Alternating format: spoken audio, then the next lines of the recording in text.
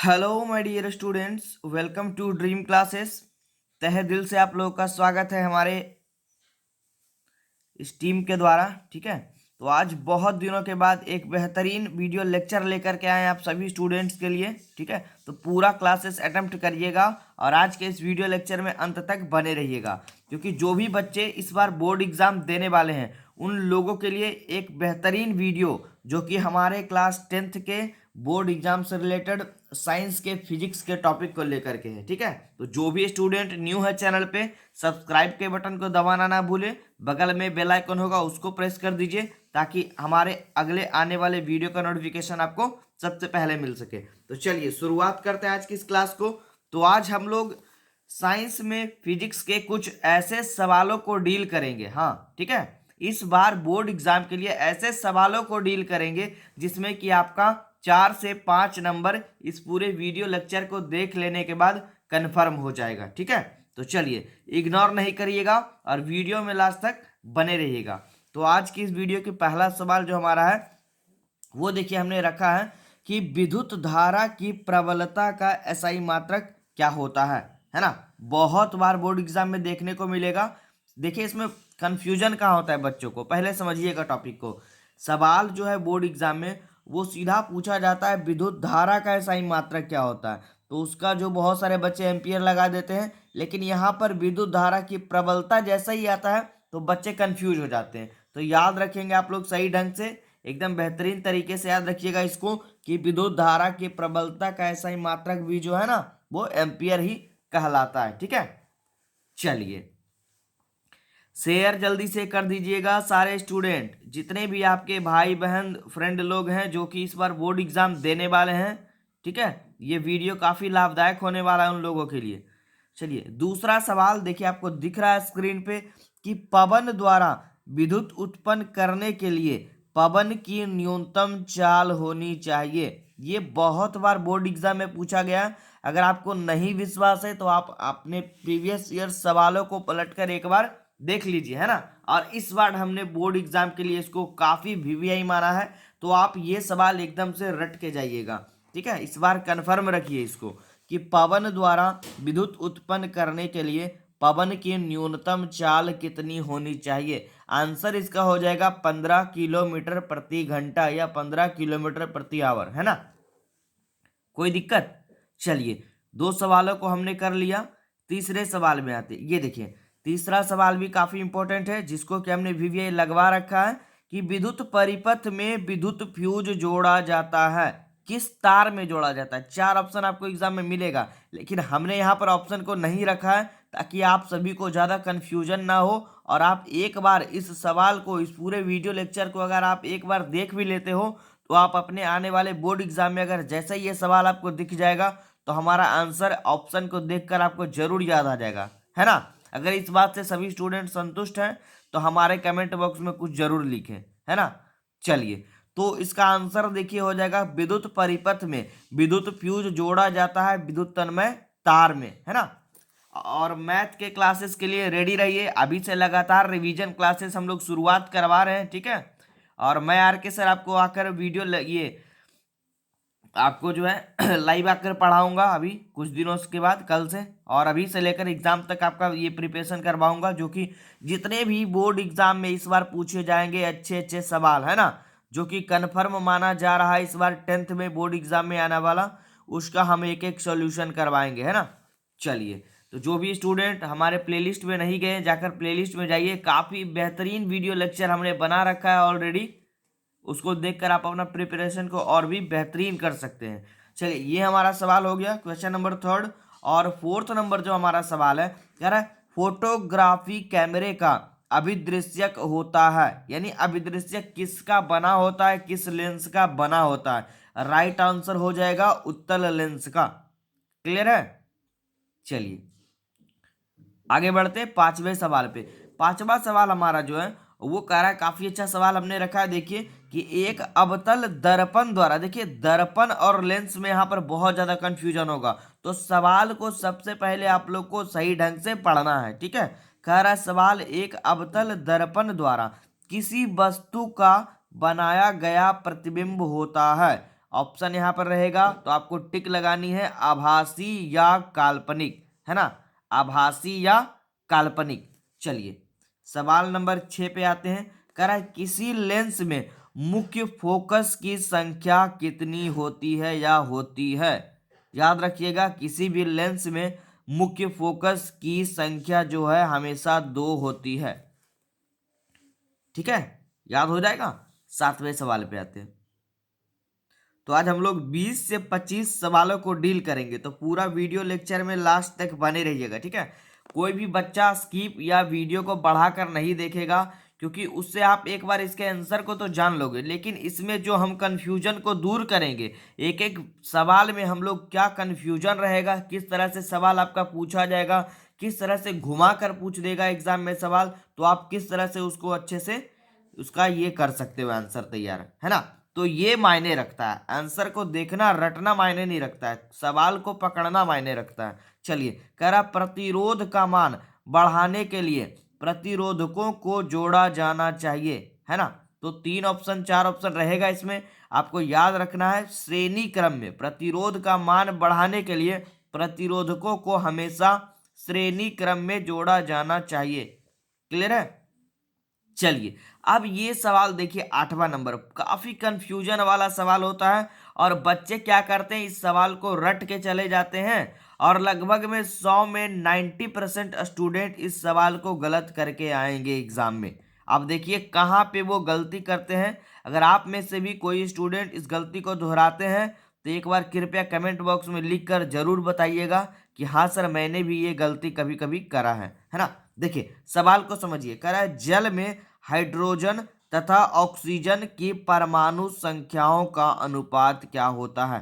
तो देखिए यहाँ पे अनुपात वाला सवाल आ गया और हाइड्रोजन ऑक्सीजन दिख गया, तो बच्चा क्या करता है इसको 2:1 के रूप में रट लेता है ना। लेकिन ऑलरेडी देखिए एक्चुअली में होता क्या है, देखिए जो हमारा देखिए जल में हाइड्रोजन तथा ऑक्सीजन, तो हम लोग जानते हैं कि ये देखिए जल, तो जल का अनुसूत्र क्या होता है जी, H2O, है ना, होता है कि नहीं, H2O होता है जल का अनुसूत्र।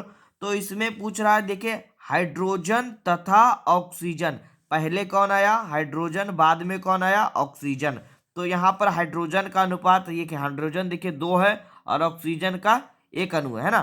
तो यहाँ पे हाइड्रोजन का अनुपात 2 लेना है, ऑक्सीजन 1 लेना। अगर यही सवाल आपसे पूछ देता जैसे ये पूछा तो हमने आंसर टिक कर दिया 2 और 1, क्योंकि हाइड्रोजन 2 है और ऑक्सीजन बाद में आया तो 1 है। लेकिन यही सवाल अगर पूछ देता कि जल में ऑक्सीजन और हाइड्रोजन, पहले ऑक्सीजन आता बाद में हाइड्रोजन आता, तब इसका आंसर चेंज होकर 1:2 हो जाता, है ना। समझ गए आप लोग टॉपिक को, क्लियर है ना। चलिए तो यहाँ पे याद रखिएगा कि जल में हाइड्रोजन तथा ऑक्सीजन की परमाणु संख्याओं का अनुपात क्या होगा, 2:1 होगा। कैसे होगा, क्यों होगा, हमने इसमें यहाँ पर ये डिस्क्राइब कर दिया है ना। क्लियर है, समझ में आ रही सारे स्टूडेंट को, बताते चलिएगा। चलिए 9वें सवाल पे, और आप लोग जरूर बताइएगा कि हमारे इस समझाने का जो है तरीका आप लोग को कैसा लगा, सारे स्टूडेंट के दिमाग में जा रहा है कि नहीं। बातों को क्लियर करके जाइएगा, एग्जाम में आपका बहुत ही ज्यादा बेनिफिट होने वाला है। सवाल नंबर 9, कह रहा है निर्गत किरण एवं अभिलंब के बीच के कोण को कहते हैं। तो याद करिए हमने एक वीडियो लेक्चर में बताया था, जब हमने प्रकाश के परावर्तन अपवर्तन वाले वीडियो लेक्चर को देखा था, उस टाइम हमने बताया था कि निर्गत किरण एवं अभिलंब के बीच के कोण को निर्गत कोण कहते हैं। अब कैसे कहते हैं यहाँ पर बताना संभव है नहीं, तो वो वाला वीडियो लेक्चर आप लोग प्लेलिस्ट में जाकर जरूर देख लीजिएगा, है ना, या अभी याद कर लीजिए आप इसको। अगला देखिए बहुत ही बेहतरीन सवाल, क्वेश्चन नंबर 10, इसको हम भी करवा रहे हैं, अभी रुक जाइए आप लोग 1 सेकेंड। चलिए इसको आप लोग करिए VVI, है ना, इस बार बोर्ड एग्जाम के लिए, और इसको आप लोग जरूर यहाँ पे पढ़ के अच्छे से सही ढंग से रट के जाइएगा जी। सवाल क्या है, कह रहा है विद्युत धारा उत्पन्न करने की युक्ति को क्या कहते हैं। क्या याद रखिएगा, विद्युत धारा उत्पन्न करने की युक्ति को हम जनित्र कहते हैं। क्या याद रखिएगा, जनित्र is the right answer. Clear है। चलिए 11वां नंबर सवाल, 11वां कह रहा है कि लघु पतन के समय परिपथ में विद्युत धारा का मान पर क्या प्रभाव पड़ता है? जब लघुपथन की घटना होती है तो परिपथ में विद्युत धारा का मान पर क्या इफेक्ट पड़ता है, क्या प्रभाव पड़ता है? याद रखिएगा, बहुत अधिक बढ़ जाता है। क्या होगा इसका आंसर? बहुत अधिक बढ़ जाता है। चलिए अगले सवाल 12वें नंबर पे हम लोग आते हैं। ठीक है, सवाल नंबर 12 देखिए कह रहा है अवतल लेंस का आवर्धन, आवर्धन का संकेत होता है m, बराबर क्या होता है? अवतल लेंस में आवर्धन m बराबर होता है v बटा u, है ना? क्या होगा? v बटा u। चलिए ये देखिए सवाल नंबर 13 कह रहा है विद्युत चुंबकीय प्रेरक की खोज किसने की थी? याद रखिएगा, विद्युत चुंबकीय प्रेरक की खोज फैराडे नामक वैज्ञानिक ने करा था। बहुत ही अच्छा सवाल है ये, बहुत बार बोर्ड एग्जाम में पूछा भी गया है। अब देखिए ये जो सवाल है क्वेश्चन नंबर 14, ये काफी इंपॉर्टेंट है, कई बार बोर्ड एग्जाम में बना है, तो इसको भी आप मोस्ट वीवीआई लगा लीजिए, इस बार बोर्ड एग्जाम में ये आने वाला है ना? सवाल क्या है कि विद्युत फ्यूज आधारित होती है या होता है या पूछ देगा आपको विद्युत फ्यूज किस परिघटना पर आधारित होती है, तो आंसर इसका टिक लगाइएगा आप लोग, धारा के उष्मीय प्रभाव पर। क्या होगा आंसर? धारा के उष्मीय प्रभाव पर विद्युत फ्यूज की परिघटना आधारित होती है ना? चलिए अभी देखिए 15वां नंबर सवाल काफी इजी है कि श्वेत रंग कितने रंगों के मेल से बनता है? मेल का अर्थ हो गया जोड़, यानी मिलने से बनता है। याद रखिएगा 7 रंगों के मेल से या मिलने से ये इसका निर्माण होता है। क्लियर है?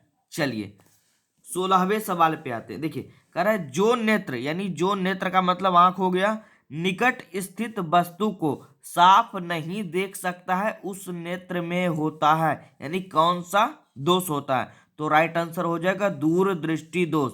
इसमें हमने कंफ्यूजन को समझा रखा है पिछले वीडियो में भी, निकट दृष्टि दोष एक्चुअली में क्या होता है या दूरदृष्टि दोष क्या होता है। अगर आपने नहीं देखा है तो आप लोग अच्छे से जाकर उस वीडियो लेक्चर को देख लीजिए कि निकट दृष्टि दोष किसे कहते हैं और दूर दृष्टि दोष किसे कहते हैं, है ना? जैसे निकट दृष्टि दोष में क्या होता है, निकट की वस्तु हमें दिखाई देती है लेकिन दूर की वस्तु साफ साफ दिखाई नहीं देती है।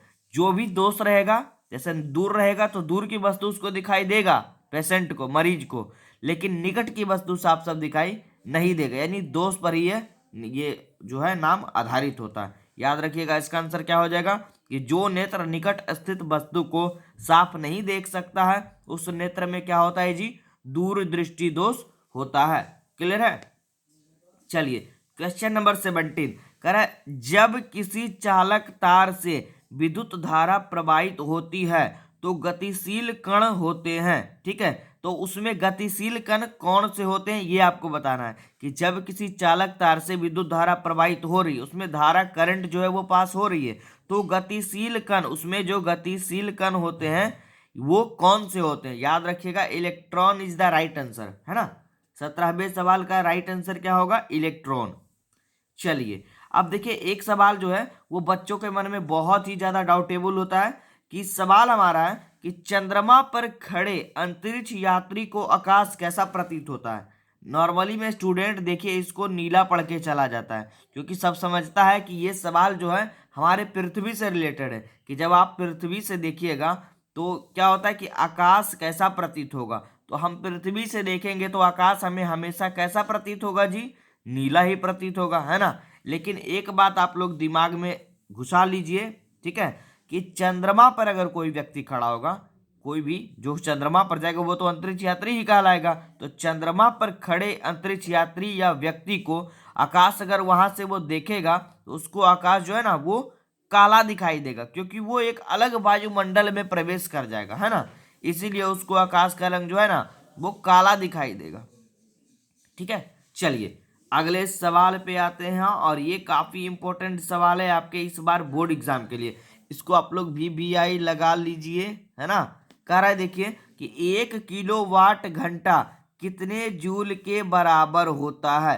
राइट आंसर क्या हो जाएगा? 3.6 इंटू 10⁻⁶ जूल।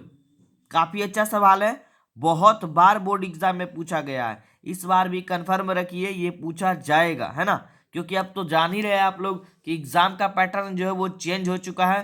ठीक है, पहले के टाइम में क्या होता था कि अगर आपसे 20 सवाल पूछा गया तो आपको इसमें 20 में से 20 सवाल को डील करना है ना। लेकिन अब पैटर्न इतना साधारण हो गया है, बच्चों के लिए इतना इजी हो गया है कि कोई भी बच्चा अगर सही ढंग से तैयारी नॉर्मली में भी करके जाएगा तो वो 20 में 18-19 सवाल कन्फर्म करके आएगा एग्जाम में, है ना। और जो अच्छे बच्चे होंगे, जो पढ़ाई पे फोकस करते होंगे, वो 20 में 20 करके आएंगे। अब देखिए, समझिए ये 20 में 20 कैसे करके आएंगे। जैसे अब क्या है, अब का पैटर्न हमें बताता है कि अगर आपको बोर्ड एग्जाम में 20 सवालों को हल करना है तो उसके लिए आपको एग्जाम में 40 सवाल दिए जाएंगे, है ना। और इसी 40 सवालों में से किन्हीं 20 सवालों को आपको डील करना है, 20 को आपको छोड़ देना है। तो बताइए कितना पैटर्न इजी हो गया, पढ़ने वाले स्टूडेंट के लिए बता रहे हैं, है ना। और जो ऐसा ही है टाइम पास करने वाले, उनके लिए तो 20 रहे 40 रहे, सबको वो रंग पोत कर चले आएंगे, है ना। चलिए, तो ये तो हमारा हो गया 19वां नंबर सवाल। अब आते हैं हम लोग 20वें नंबर सवाल पे। सवाल देखिए कह रहा है कि सरल सूक्ष्मदर्शी में किसका उपयोग होता है। याद रखिएगा, एक सरल सूक्ष्मदर्शी बनाने में हमेशा उत्तल दर्पण का प्रयोग होगा। क्लियर है। और 21वां नंबर सवाल कह रहा है स्पेक्ट्रम प्राप्त करने के लिए किसका उपयोग होता है। ये भी काफी अच्छा सवाल है, इसको भी आप लोग वीवीआई लगा लीजिए कि हमेशा स्पेक्ट्रम प्राप्त करने के लिए जो है ना बाबू, प्रिज्म का प्रयोग किया जाता है, उपयोग किया जाता है। और ये आज के हमारे टॉपिक का सबसे अंतिम और बेहतरीन सवाल से हम इस टॉपिक को समाप्त करेंगे कि किसी चालक के प्रतिरोधकता का मात्रक क्या होता है। तो हम लोग जानते हैं कि प्रतिरोध, एक और टॉपिक यहाँ पे क्लियर करिएगा, अगर प्रतिरोध रहेगा तो प्रतिरोध का एसआई मात्रक ओम होगा, है ना। आगे देखने को मिल सकता है कभी भी बोर्ड एग्जाम, ये अगले वीडियो लेक्चर में या कहीं भी, लेकिन अभी हम आपको यहाँ पे क्लियर करवा रहे हैं। प्रतिरोध का एसआई मात्रक पूछेगा तो आपको ओम लगानी है। ओम का संकेत इस तरह से होता है ना, सैम्बुल। तो इस तरह से भी ऑप्शन में आपको दिख सकता है, प्रतिरोध रहेगा ओम। और जैसे ही आपको प्रतिरोधकता दिखेगा, जो कि अभी इस क्वेश्चन में दिख रहा है, प्रतिरोधकता दिखेगा तो देखिए ये छोटा था तो आंसर छोटा हुआ, ये बड़ा हो गया सवाल तो क्या हो जाएगा जी, ओम मीटर। ओम मीटर लिख दीजिएगा, यानी छोटे का छोटा आंसर, बड़े का बड़ा आंसर। कितना इजी ट्रिक आप लोग को बता दिए। देखिए, प्रतिरोध का सही मात्रक ओम होगा, प्रतिरोधकता यानी जब क्वेश्चन बड़ा हो गया तो आंसर भी हमारा बड़ा हो जाएगा। और ये कभी ऑप्शन में इस तरह से लिखा रहेगा ओम, या मीटर एम भी रह सकता है, क्योंकि देखिए ओम का संकेत ये होगा और मीटर का संकेत एम होगा। तो सवाल से घबराना नहीं है, बस टॉपिक को समझना है ना। ऐसा नहीं कि अब हम इस तरह से पढ़ के गए, ये ओम मीटर हमने रटा था, पढ़ा था और सर ऑप्शन में ये दे दिया, तो इससे कंफ्यूज नहीं होना है। ये ओम होगा, ये मीटर होगा, है ना। तो बस टॉपिक, छोटे छोटे बातों पर अगर आप फोकस कर लेते हो, ठीक है, जितना भी हमने इस वीडियो लेक्चर में बतलाया है, तो आप बहुत ही ज़्यादा अपने पढ़ाई को, अपने क्लासेस को और अपनी मानसिक क्षमता को काफ़ी इंक्रीज करोगे। इंक्रीज का मतलब बहुत ही ज़्यादा उस पर प्रभाव आएगा, इफेक्ट आएगा, और अपने मानसिक क्षमता को आप बढ़ा सकोगे, है ना। तो इस तरह से आप हमारे इस वीडियो लेक्चर को पूरा देख कर जाइएगा बोर्ड एग्जाम में, और भी बेहतरीन बेहतरीन टॉपिक को लेकर हम अगले वीडियो लेक्चर में आएंगे, ठीक है। तो सभी स्टूडेंट जितने भी क्लासेस से जुड़े हैं, अगर उनको ये वीडियो लेक्चर अच्छा लगा हो तो लाइक का बटन दबाना ना भूलें, और ज़्यादा से ज़्यादा इसको शेयर करिए। और जो भी स्टूडेंट न्यू है चैनल पे, सब्सक्राइब का बटन दबाना ना भूलें, ठीक है। और मैथ की क्लास अटेम्प्ट करने के लिए आप लोग रेडी रहिए। और भी बेहतरीन टॉपिक, जैसे कि साइंस से दीर्घ उत्तरीय सवाल क्या पूछा जाएगा इस बार बोर्ड एग्जाम में, साइंस के लघु उत्तरीय क्या पूछा जाएगा, उस तरह के सवालों को भी हम लगातार अभी लेकर के आएंगे। तो आप लोग जितने भी स्टूडेंट जुड़े हैं हमारे क्लासेस से, रेगुलर अभी से जुड़ जाइए। एग्जाम के पहले तक आप लोग अपनी तैयारी को एकदम मजबूत कर लीजिए, ठीक है। तो चलते हैं, फिर अगले वीडियो क्लासेस में मिलते हैं। तब तक के लिए ऑल द बेस्ट, अपनी तैयारी को जारी रखिए, ड्रीम क्लासेस पर भरोसा रखिए, है ना। चलिए, ऑल द बेस्ट।